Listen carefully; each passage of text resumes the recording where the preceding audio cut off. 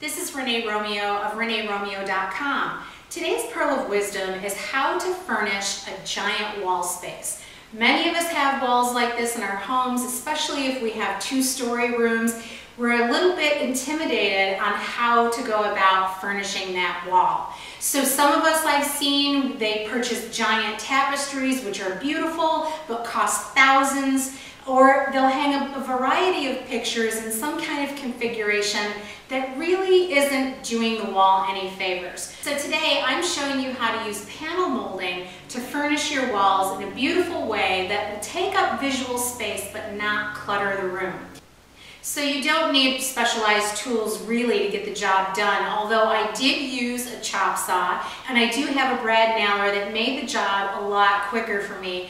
I had scaffolding set up in this room for about 2 weeks, start to finish, and that means going from drawing on the wall with my pencil and making sure that I had all of my designs exactly where I wanted them, nice, level, and plumb. And the other thing is that I needed time to actually caulk it when it was up on the wall and then go ahead and paint everything out so that everything is all one color. I used a 4-foot level to get all of my verticals nice and plumb and all of my horizontals nice and level. And I make sure that the little bubble is in between two little lines every single time so that everything is perfect. So let's go to the workroom and see exactly how this was done. So this isn't a complete project. This is just an example of how I joined all of my wooden pieces together. So I have a couple pieces of panel molding that are pine, and then I also have a piece of chair rail molding that I'll demonstrate how to do an inside corner and then how to do a picture frame molding corner. So you're going to need a chop saw or what they call a compound miter saw. And you're going to need some panel molding. And the panel molding here, you're going to have to determine what is the outside and what is the inside. So hopefully you can kind of see what the profile of that is. I like to have the thicker portion to the outside of that frame.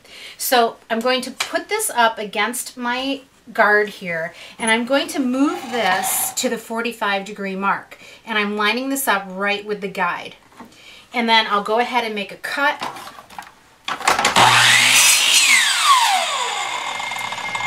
So now I have one cut on a 45 and I need to join it to the next piece. So this is going to have to mate up and make a nice 45-degree joint there. So I need to cut this piece in the opposite direction. So what I'm going to do is I'll move my piece over to the guard and move this and over to the other 45 where my little guide is, and then cut this in the other direction.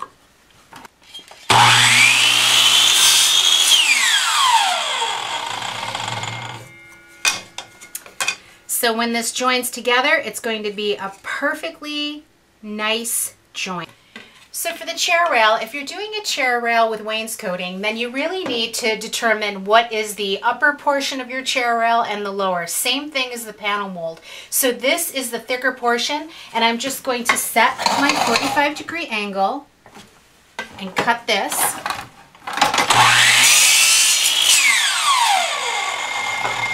And then for the next one, it's going to have to join this. So we're going to do the exact same thing. We're going to move the 45 to the other end, line up with that guide, and cut the next 45.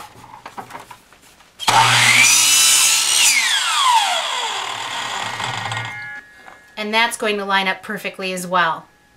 If you're doing an inside corner, you're going to have to cut this in this direction so that this is actually adhered to the wall. So you're going to put the back side toward your guard, and you're going to move this to the 45, give this a cut,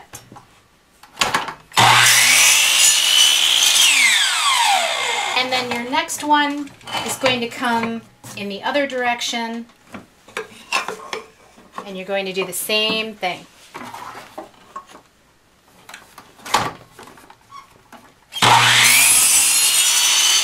And that's what you wind up with there, right perfectly in the corner. So make sure you're wearing your ear protection and eye protection while you're doing that. And now that that's done, I can go ahead and take these pieces. Now what I do when I'm actually up on the wall is I'll go ahead and draw everything out first with pencil, and please don't use pen. You'll have a very hard time covering that without some kind of specialty primer, so make sure you use pencil and you can paint right over the top of it. But we're going to adhere these to the wall, and I just have a little demonstration piece here, so I'm kind of using what they used way back when, a piece of plywood, and I'll just show you what this looks like when I adhere it to the plywood. You're just going to do this directly onto your drywall. Now you don't need to locate any of your studs. Don't worry about it because I have a great product. This Loctite product called Power Grab comes in a lot of different colors. But this is really wonderful. It's an instant glue and it really holds really well.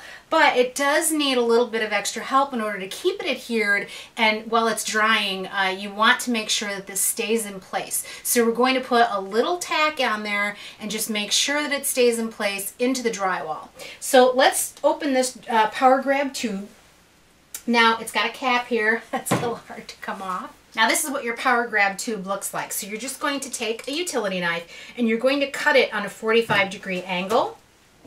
So you need a caulk gun in order to get this done, and this is spring-loaded, and you need to purchase the type that has this little attachment to it. And what this attachment is for is to poke your tube of Loctite and really open this up well so that you get nice consistent flow out of your product.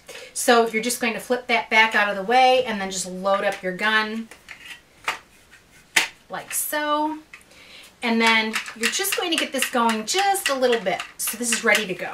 Now grab your piece of trim. You're just going to put a few dabs of Loctite on the back. Now I hope you could see here, I don't have all that much product on there. There's not a lot, and you don't want a lot because you don't want this to kind of bleed out the sides as you go. You're just going to make a mess. And you're going to line this up according to whatever is level and plumb on your wall. Line it up in the corner, and you'll see I have lines drawn in both directions, and the lines are going over the corner a little bit so that I know exactly where the corner piece needs to be. I'll give you a close-up. So there's one piece there, and then just a few little dabs, and the next piece gets put on here. Lining everything up with the lines that you drew. Now if you're doing a larger piece like I am, and you're doing some type of picture frame molding out of this chair rail, you're going to do the same thing, just a few dabs of Loctite here and there. Press that in place. Do the same thing with your next piece. Press that in place. Now, if you have chair rail that's going up against the wall, so if this is my wall and this is going to be my inside corner, you're going to want to glue the back side of this, adhere it to the wall, and then right in the corner, right on this back edge, you're going to want a pretty good bead of glue. Take your next piece, line everything up. Just like so, and you'll have a beautiful detailed corner where everything matches and the lines just kind of continue right around the corner. I'm going to nail through the thickest part of the wood first, and I'll do it just up from the corner because I don't want to split this piece of wood in the process. So it really doesn't need to be all that close to the corner. And this is just going to trigger and trigger. Super easy. And that's what it looks like from the back side. So one is in about 1/2 inch and the other one is in about 1 inch. And if you don't have a brad nailer, you're going to use a tiny finish nail about 1.5 inches long, and you're just going to pound it into the thicker part of the wood with a hammer.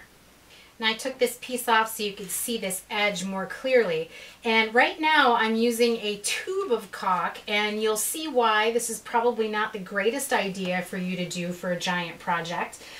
It takes quite a bit of effort to get this product to come out, but what we're going to do here is just put a bead all along the edge here.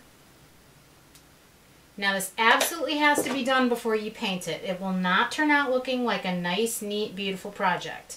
Put a bead in, Wipe it off with your finger. Now your finger does need to be on the wet side, so make sure that you run it across your cloth. Now this cloth is in between damp and wet. And then you're just going to run your finger over it one last time. Creates a beautiful, nice finish for you to go ahead and paint as soon as it's dry. Now you're also going to do the same thing along every single picture frame joint at the 45 and along every single inner and outer edge that meets the wall. If you're not confident with using your finger to smooth this out, they also make a tool for caulk which has a silicone tip on it, and you can just go ahead and grab that silicone tip and have that kind of meet up and just keep wiping it off until you're relatively happy with what you're seeing. For me anyway, I think it's a little easier for me to just use my finger to do it. This does turn out probably a little bit more even, but to me it's a little bit more time consuming, so go with what you're comfortable with. Now I used a combination of different panel moldings and chair rail in order to get this design top to bottom. It's a combination that goes from larger pieces to smaller pieces, and then I've got little smaller boxes at the top just for interest, along with some crown molding. And you'll see on the other side of the room I mixed it up a little bit, trying not to get too repetitive with my trim, but it furnishes the space just beautifully.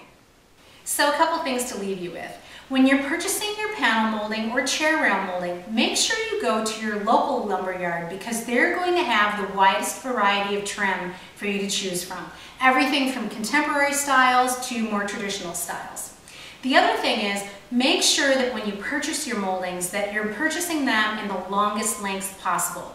Now I managed to be able to get from one corner to the other every single time without making any little transition pieces in between because I purchased 16-foot lengths, and you'll try to get the longest length possible too. It makes the job so much easier. So I hope you enjoyed watching this Pearl of Wisdom, and I hope that in the new year you try this for yourself in your own home. This is Renee Romeo of ReneeRomeo.com. Thank you so much for watching this Pearl of Wisdom, and I'll bring you another one in the future.